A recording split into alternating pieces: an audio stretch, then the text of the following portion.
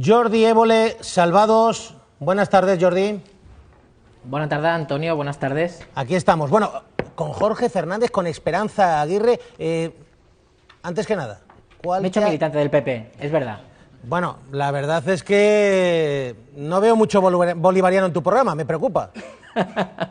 Bueno, hicimos una promesa en aquellas promociones que hicimos en el mes de enero con Íñigo Errejón y Pablo Iglesias de que no íbamos a hablar de Podemos y de momento la estamos cumpliendo.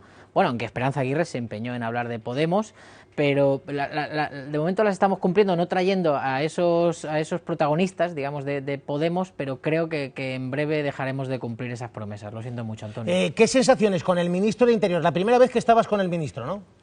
Bueno, es la primera vez que en Salvados estamos con un ministro del gobierno de Rajoy. Han tenido que pasar más de 3 años y te tengo que reconocer que hicimos una fiesta aquí en la redacción aprovechando el confeti que le sobró a Ana Mato. Y bueno, ha sido una charla, piensa que yo venía de entrevistar a Esperanza Aguirre y al cabo de pocos días entrevistamos a Jorge Fernández Díaz y como mínimo logramos que no se fuese corriendo de la entrevista, cosa que ya fue un éxito.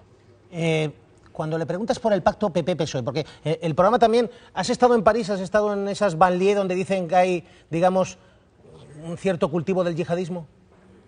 Hemos estado en París, hemos visitado esas calles de los barrios periféricos de París, donde a simple vista pues puedes encontrarte la vida normal y corriente que te podrías encontrar, la vida cotidiana que te podrías encontrar en un barrio pues de las afueras de Madrid, de Barcelona, de cualquier gran ciudad española.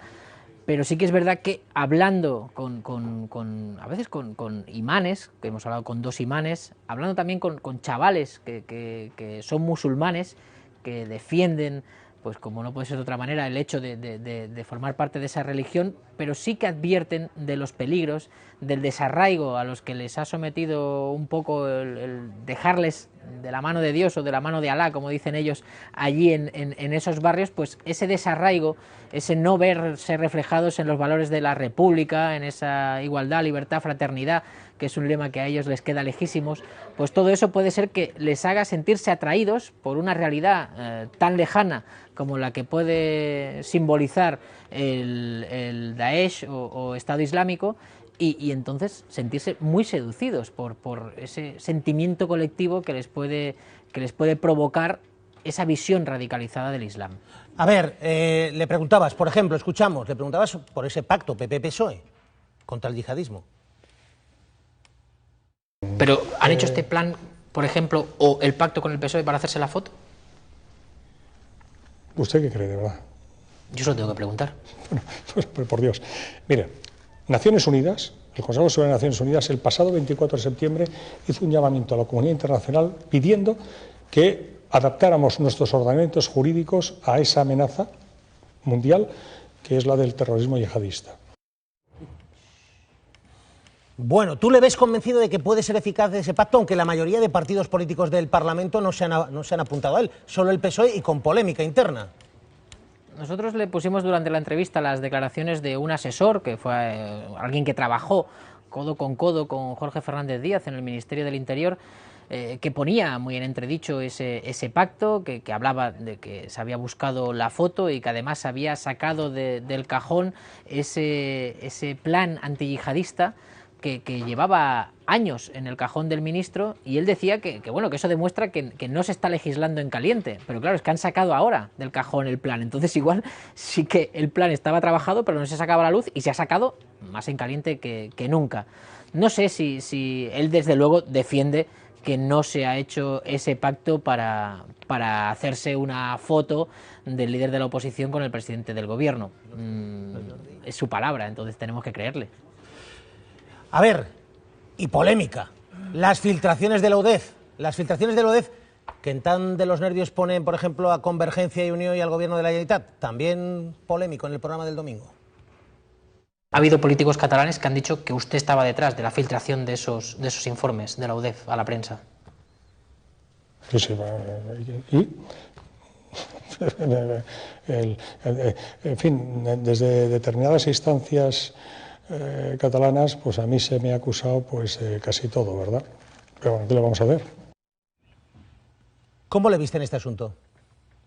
Pues le vi dubitativo, porque así como en otros temas que le preguntamos, él enseguida respondía que no. Por ejemplo, le preguntamos si había torturas en los CIE, en los Centros de Internamiento de Extranjeros, y enseguida el ministro contestó que no, no y no. Cuando yo le pregunto si es él el que está detrás de las filtraciones de la UDEF, duda más, pero no sé si duda simplemente porque estaba pensándose la respuesta o porque quiso hacer ese silencio, o bueno, porque no lo tiene del todo claro. Es un tema muy polémico, ya sabes que las filtraciones que ha habido al respecto de las presuntas cuentas en el extranjero del alcalde de Barcelona, Xavier Trias, y de Artur Mas, pues parece ser que han caído de momento en saco roto. Incluso Xavier Trias ha demostrado que todo eso era falso, que no tiene ni un duro en el extranjero, pero claro, él se defiende, el ministro se defiende diciendo que bueno, cuando se filtraron los informes de la UDEF, donde se hablaba de la fortuna de la familia Pujol en el extranjero, y que al principio en Cataluña todo eso se recibió con incredulidad, con un palo más en las ruedas del proceso soberanista, pues que al final se ha demostrado que bueno, que parece que hay contundentemente indicios de que puede haber mucho de cierto. Te tengo que reconocer, eso sí, que el ministro habló absolutamente de todo lo que le preguntamos. No se cerró a ninguna pregunta, cosa que hay que agradecerle, porque era una entrevista que en principio estaba muy centrada en el tema yihadista y la amenaza terrorista, y que al ir a abrirse la entrevista, cosa que a veces pasa, el ministro no tuvo ningún problema en contestar todo aquello que nosotros le preguntamos. Jordi, sé de alguien que va a seguir con muchísima atención el programa del domingo, es Eduardo Inda, está aquí con nosotros, y cuando ha salido el tema de las filtraciones del alcalde Trias respecto a la fortuna familiar o personal de Trias en el extranjero y de la fortuna de los Pujol, Eduardo, tienes a Jordi. No, primero felicitarle porque el Barça va segundo en la Liga, eso en primer lugar. En segundo... Yo felicitarte por las fiestas tan chulas que montáis de 30 cumpleaños en Madrid. En segundo lugar, pues eso es lamentable, pero bueno. Y ya hay bronca gracias a la puñetera fiesta, pero bueno. Porque ahora no se hablan los dos capitanes con Cristiano Ronaldo, bueno, en fin, un lío. La fiestita de las narices. Igual hay algún informe de la UDEF que también nos puede explicar qué pasó en esa fiesta. Por cierto... Oye, Jordi, solo una cuestión. Hombre, Dani Alves, Neymar y Messi podrían ser asesores de fiestas, ¿eh? No nos equivoquemos. A ver si ahora Cristiano hizo una. Porque vamos, si hay un jugador que hace pocas fiestas es Cristiano, hace una no, el número uno es Dani Alves. Oye, Dani Alves. Y Piqué. Mira que a mí eso me cuando no está en el Neymar y casino, Messi, cuando no está en el casino. Pero venga, Eduardo, que estamos hablando con cómo os habéis puesto con este tema, me ha quedado claro que la crisis ha cogido el puente aéreo y que ahora está en Madrid. El pon aéreo de la crisis ya sabes que es fluctuante. Decirle dos cosas a Jordi. El ministro no miente cuando él dice que no filtró los informes de la UDEF. Yo nunca diré a nadie quién nos filtró a Esteban Urreiztieta y a mí los informes de la UDEF. En Cataluña se decía que era una conspiración y se ha demostrado que nos quedamos cortos porque el volumen de lo robado en la atracción de los Pujol es muchísimo mayor. O sea que el ministro no miente, él no nos los proporcionó. Y en segundo lugar, las cuentas de Trias en Suiza existen, yo las he visto. ¿Cuántas cosas has visto tú? Eres como Blade Runner.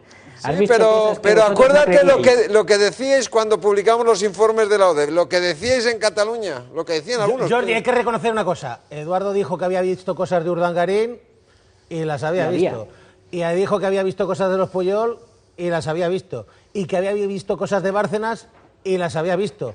Y de María Antonia Munar y de Jaume Matas, hay unas cuantas. Y de Neymar. Pero estamos pendientes de la de Trias. No me saques hoy lo de Neymar, que tiene a Bartomeu en la Audiencia Nacional declarando. Todavía está dentro declarando. Jordi. Eduardo. Sí, dígame. Lo que no sé es de dónde sacas el tiempo para investigar estando tantas horas en la televisión. Pues porque trabajo más horas que tú, macho. Es muy fácil. Eso no es verdad.